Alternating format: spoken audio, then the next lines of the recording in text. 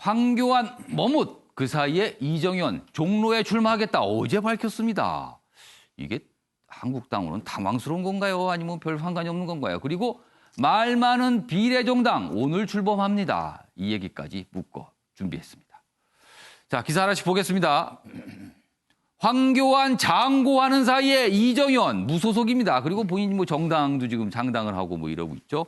종로에 출마하겠다 이렇게 밝힌 겁니다. 그리고 어제 청와대 앞에서 기자회견을 합니다. 모두 망설일 때 누군가는 나서야 한다. 모두 망설일 때 여기서 망설이는 분은 누구를 생각한 걸까요? 한국당 김병준 종로에 투입 뭐 저울질하고 있다. 그러면은 황교안 대표의 종로 출마는 이제 완전히 끝난 건가요? 분위기가 좀 그렇게 가는 것 같습니다. 지금요. 이런 상황에 있습니다. 자, 그럼 여기서요. 어제 모습 기자회견 청와대 앞에서 했는데요. 확인해 보시죠. 이 지긋지긋한 겨울 공화국을 끝내는 봄이 와야 합니다.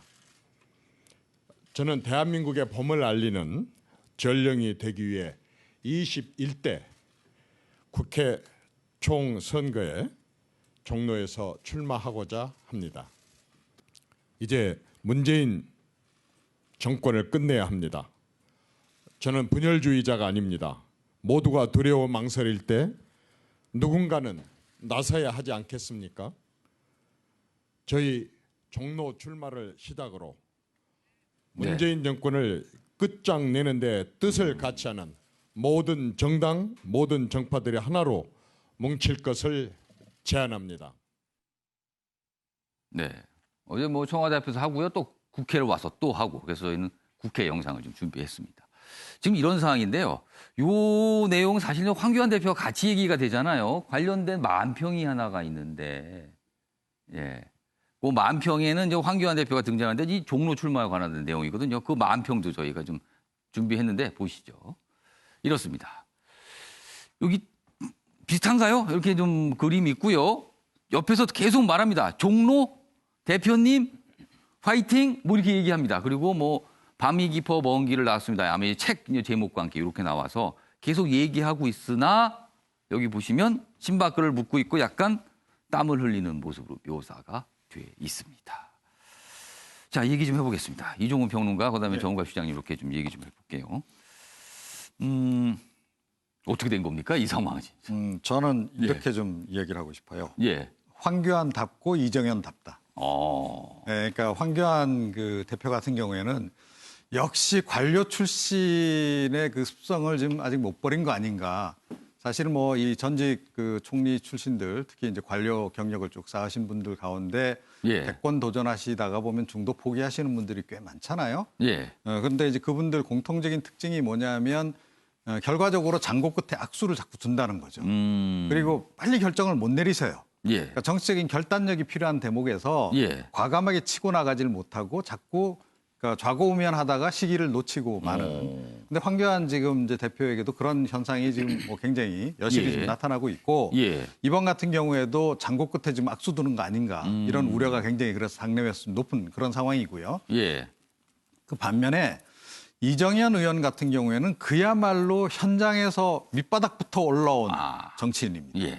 그리고 특히 선거에는 굉장히 강해요. 그렇죠. 힘든 선거를 참 많이 했죠. 호남에서 지금 이제 이 보수당 간판 걸고 당선될 정도였기 때문에 그 저력이라고 하는 게 엄청난 거고 본인도 그걸 잘 알고 있습니다. 내가 가지고 있는 강점이 뭐라고 하는 거를. 그래서 본인이 종로가 나가면 아마 뭐 종로 바닥 휩쓸고 다니면서 자전거 타고 다니고 걸어 다니고 뭐 이러면서 아마 이 바닥을 그러니까 뭐 이 지금 이낙연 전 총리와 붙어서 이기기는 어려워도 상당히 선전은 가능하다라는 판단을 분명히 내리고 있을 거라고 좀 보고요. 그래서 판세 전체를 좀 흔들어 놓을 가능성이 좀 높지 않나 이렇게 생각합니다. 사실은 종로 판세가 굉장히 뭐 그러니까 좀 어려워진다 그러면 이낙연 전 총리 같은 경우에도 이 전국 유세 다니는데 굉장히 부담스럽고 종로에 묶일 수가 있잖아요. 자, 이렇게 되면 보수 진영 전체의 그 총선 어떤 분위기 자체도 좀 좋아지는 겁니다. 자, 바로 그 점을 지금 노리고 그러니까 이 황교안 대표가 이 판을 지금 이 알을 놔야 돼 말아야 돼 망설일 때 먼저 지금 딱 놓고 들어온 거죠. 자, 정우갑 시장님. 뭐 전체 기사 분위기를 보면은요, 이제 황교안 대표는 종로가 아닌 것 같아요. 근데 그 사이에 이정현 의원이 출마 선언을 한 겁니다. 자, 이정현 의원의 출마. 한국당에서 누가 종로에 출마하든 한국당의 표를 잠식하게 될까요? 어떻게 보세요? 저는 그 보수 진영에서 정리가 될 거라고 봅니다. 그러니까 뭐 이정현 의원 입장에서는 전략적인 선택을 한 것으로 보여지고. 예. 그런데 중요한 것은 황교안 대표의 움직임인데 예. 저는 뭐 보는 시각에 따라 다양하겠습니다만 황교안 대표가 과연 종로를 피해서 예를 들면 낙동강 멜트니 뭐 여러 가지 얘기들을 하고 있던데 과연 그게 어떤 의미가 있을까? 이 점이 참 궁금합니다. 그리고 만약에 아니라고 그러면 빨리 결정을 내려줘야 되거든요. 그래야지만 전체적인 한국당의 전략을 딸 텐데 예를 들면 종로는 지금 어쨌든 그 여당으로서는 최고 높은 지지율을 갖고 있는 이낙연 그 차기 잠재 대선 후보가 지금 버티고 있단 말이에요. 그걸 그냥 종로에 상징성이 있는데 한국당으로서는 그냥 넘어갈 것이냐. 만약에 황 대표가 갈 의향이 없다면 뭐 김병준 위원장이 됐든 또 일각에서는 최근에 정의원 전 국무총리 얘기를 하는 사람도 있습니다. 최근 문 정부에 대해 상당히 비판적인 입장을 내놨죠. 그러면서 총리 대 총리 또는 어떤 야당으로서는 지역 심판, 정권 심판론을 끌고 가는 것이 상당히 유리하다고 보기 때문에 정원 총리라든가 중량감 있는 사람들에 해서 그렇다면 뭔가 틀을 만들어야 되는 것 아니냐. 이런 식의 논의도 지금 한편에서는 전개가 되고 있습니다. 그렇기 때문에 저는 황 대표가 빨리 결정을 해야만 이게 예를 들면 공천 문제도 그렇고 여러 가지가 좀 매듭이 지어질 텐데 시간을 저렇게 끌고 있는 것 자체는 당에 저는 전혀 도움이 되지 않을 거다 이렇게 보여집니다. 그러니까 황 대표가 출마를 하든 아니든 종로의 자유한국당에 누가 출마하실까 이 부분은 빨리 매듭이 지어야 된다 이런 말씀이시네요. 그렇습니다. 그렇지 않으면 계속 이런 논란과 혼란이 있을 것이다. 이런 종로라는 데가 사실은 그렇게 뭐 과거에는 상당히 보수성이 강한 데거든요. 한국당으로서 전략적으로 상당히 고민해볼 필요가 있는 곳이죠. 알겠습니다. 이런 가운데 오늘 자유한국당의 비례정당입니다. 출범이 될 예정입니다. 보시죠.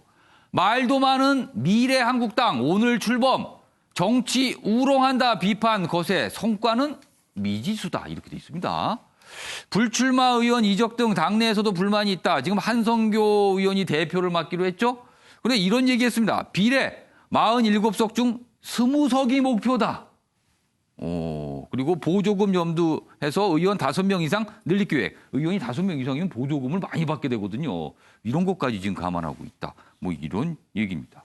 자, 그럼 여기서요. 관련 영상 간단하게 확인해 보겠습니다.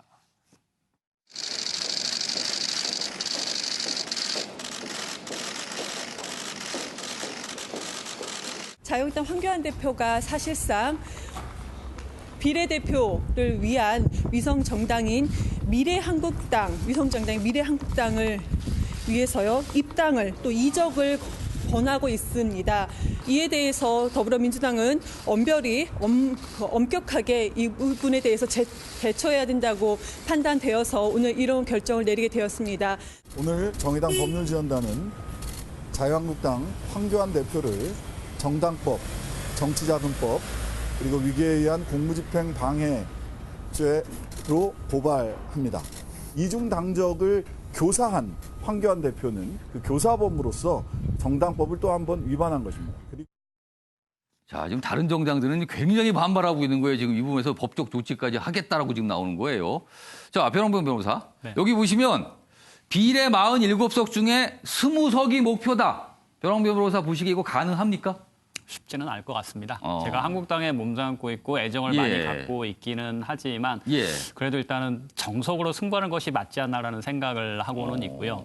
만약 20석을 목표로 하려면은 미래한국당이 한국당의 그 비례정당이라는 걸 알게 하려면 적어도 기호 3번은 받아야 되거든요. 그러면 이제 한국당이 비례대표를 내지 않으면은 두 번째 칸에 위치하게 되는데 두 번째 칸에 위치돼서 유권자들이 이게 한국당이자고 찍게 되려면 적어도 30-40명 이상 정도는 의원들이 이적을 해야지만 칸을 차지할 수가 있겠죠. 그게 아니라 세 번째 칸, 네 번째 칸 밀리게 돼버리면 사실 혼동스럽기 때문에 쉽지는 않을 것 같고요. 두 번째로 그 바둑의 격언 중에 묘수 3번이면 그 바둑은 진바둑이라는 말이 있습니다. 바둑은 철저히 정석대로 둬야 되는 것이지 기가 막힌 묘수는 한두 번으로 족한 거지 그것이 반복되면 그렇게 형사가 몰입되면 졌다는 표현이거든요. 사실 미래한국당 자체가 첫 번째 묘수라고 볼 수가 있을 거고 두 번째 묘수는 황교안 대표의 당선 가능한 험지를 가겠다. 그것도 사실 묘수가 될 수밖에 없거든요. 여기서 자칫 한 번에 더 중서 나온다게 된다면 총선 자체가 무너질 수가 있습니다. 저는 애정 있는 입장에서는 조금 우려스러운 생각이 많이 듭니다. 그러니까 애정이 담긴 우려를 지금 말씀해 주셨어요. 자, 오창국 평론가. 그런데 옆에서 보면 다른 정당들 굉장히 긴장하는 것 같아요. 특히 여당인 민주당의 경우는 그렇게 개운하지 않은 것 같습니다. 뭔가 불편하고 굉장히 걱정도 되고 그런 것 같아요. 어떻게 보세요? 일단 민주당은 이렇게 자유한국당을 고발까지 했기 때문에 스스로 위성정당을 만드는 거는 포기했죠. 인정 그거는 끝난 것 같습니다. 네, 그건 사실 이제 어떻게 보면 선거는 전쟁이기 때문에 초반에는 이제 그런 얘기까지 나왔거든요. 민주당도 그렇게 하면 안 된다. 상대가 총 들고 나왔는데 우리만 혼자 주먹질로 싸울 수 있냐 이런 얘기가 나왔는데 지금 이제 고발했기 때문에 이제 절대 그렇게 할 수는 없거든요. 그리고 저도 그렇게 하지 않길 바랍니다. 이해찬 당대표가 누누이 비례에서 10석 정도 손실을 봤기 때문에 지역구에서 더 열심히 해야 된다는 얘기를 수차례 강조했습니다. 이 발언이 굉장히 많이 남아있거든요. 근데 이제 와서 위성정당을 똑같이 만든다는 것은 말이 안 된다고 생각을 하고 그 정석대로 가되 다만 저렇게 자유한국당이 미래한국당을 만든다라고 한다면 새보수당과의 통합은 더 어려워질 것이다. 왜냐하면 새로운 보수당도 비례대표를 준비하고 있을 겁니다. 근데 통합이 된다면은 새로운 보수당 비례대표 지목 몫을 자유한국당과 합쳐야 되거든요. 그렇다면 황교안 대표가 새로운 보수당에서 오는 비례대표 몫을 과연 할당해 줄 수 있을 것인가? 한선교 대표는 그런 걸 할당해 줄 수 있을 것인가?